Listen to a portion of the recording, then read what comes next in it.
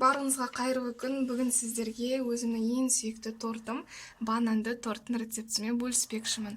Бұл өте дәмді болып шығады. Сонымен қатар, бананды сүйетіндер үшін таптырмас ең сүйікті торттың айналатынына сенемін. Менімен бірге болыңыздар, бірге дайындайтын боламыз. Алдымен қамырды жасау үшін жұмыртқаның ақ уызы мен сары уызын ажыратып аламыз. Ажыратқан кезде міндетті түрде біздің ақ уыздарымызды салатын ыдыс таза, құрғақ болу керек. Бір ғана капель болсын, сары уыздың жаңағы тамшысы түспеу керек. Сонда ғана жақсы шайқалатын болады. Мына қантымыздың жартысын осы сары уызға саламыз, ал жартысын жайлап салып отырып, біздің бірінші ақ уызымызды шайқаймыз. Біз ақ уызымызды шайқадық. Ыдысымызды төңкерген кезде ақ уызымыз ақпауы тиіс, осы жақсы шайқалды деген сөз. Ал енді осы сары уызымызды ағарғанша шайқаймыз. Міне ағарғанша шайқадық. Енді осыған сұйық майымызды қосамыз. Содан соң сүтімізді қосамыз. Сүттің температурасы бәрібір қандай болса да, салқын болсын, жылы болсын. Енді шайқаймыз қайтадан. Осыған бір орташа банан қосамыз. Мен бананды ашып, шанышқымен қазір еземін. Міне осы шанышқымен ездім. Енді осы жаңағы массамызға біз салып жібереміз де, жақсылап тағы да миксерлейтін боламыз. Ұныма қопсытқышты қостым. Жақсылап осының ішінде араластырамыз қопсытқышты. Содан соң ұнымызды осы массаға қосып, жайлап қосып, араластыратын боламыз. Міне ұнымызды қосып біз араластырдық жақсылап. Енді осы жаңағы біздің араластырып қойған ақ уызымызды біртіндеп салып, жақсылап араластыратын боламыз. Барлығында бірден салуға болмайды.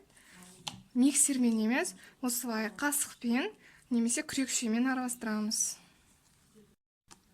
Егер миксермен араластыратын болса, және барлығын бірден салып жүретін болса, ақ уыздың біздің бисквитіміз басылып қалатын болады, көтерілмей қалады. Сол себептен осылай саламыз. Міне осындай әппақ үрпілдек бізде бисквит пайда болды. Көп араластырудың да қажеті жоқ, біркелкі болса болды. Енді менде форма 23 сантиметрлік. Екі формаға бөліп 170 градуста 30 минуттай пісіреміз шамамен.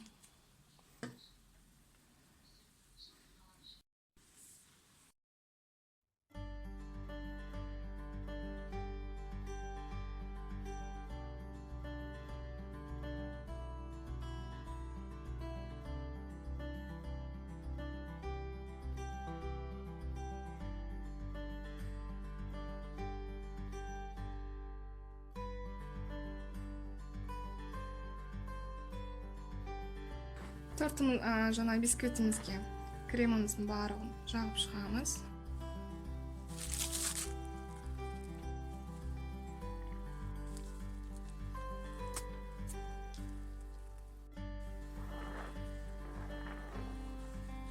Міне тортымызды кремімізден жағып болдық. Енді торт жақсы сіңуі үшін мен тоңазытқышқа кемінде 1 сағатқа қойып қоямын. Сосын барып бетін әсемдейтін боламыз. Неге холодильниктен қазір ғана шығардым тортымды. Ал енді әсемдеуге көшеміз. Негізі бананды ортасына салсаңыздар да болады, өте дәмді болып шығады. Бірақ бұл жолы мен бананды ортасына салған жоқпын, тек үстіне ғана салып әсемдейтін боламын. Егер корждардың арасына кремді жаққан кезде бананды да салып жіберетін болсаңыздар, осылай жіңішке қылып кесіп, ол да өте дәмді болады, өздеріңіздің қалауларыңызша. Мен алдымен ең жандарын осылай үгітілген шоколадпен сеуіп шығамын. Содан соң бананмен әсемдеймін.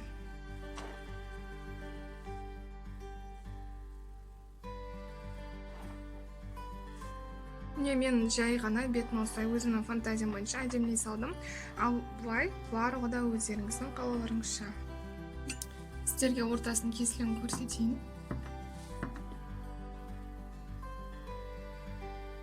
Бізде ортасы осындай болып шықты. Өте әдемі. Қазір дәмін көремін. Торт өте дәмді болып шықты. Өйткені бисквиттерінде біз жаңа банан салдық қой, соның дәмі кәдімгідей сезіледі. Егер сіздер ортасына қаласаңыздар бананды да салуға болады. Бұнда кәдімгідей бананды сүйетіндер үшін өте керемет болады. Міндетті түрде жасап көруге кеңес беремін, өйткені шын мәнісінде өте дәмді. Сондай қалай айтсам болады, бананды сүйетіндер үшін бұл таптырмас торт. Міндетті түрде дайындаңыздар. Менімен бірге болғандарыңызға рахмет. Лайк басып, комментарий етіп қойыңыздар.